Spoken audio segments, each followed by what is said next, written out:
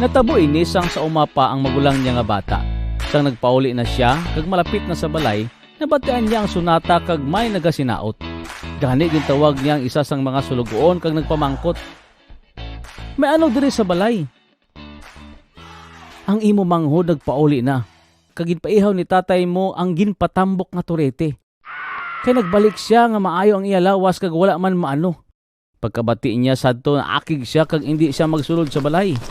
Gani nagwa ang iyang amay kag ginululuhan siya. Dumduma bala kung pila na katuig ang akon pag-alagad sa imo? Wala gid ako magsupak sa imo.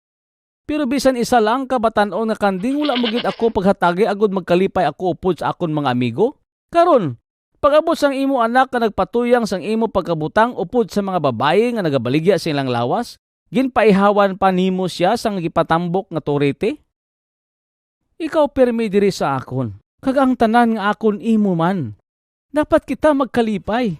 Kaya ang imo manghod naging kabig naton nga patay na karon nabuhi. Nadula siya pero karon nakita na.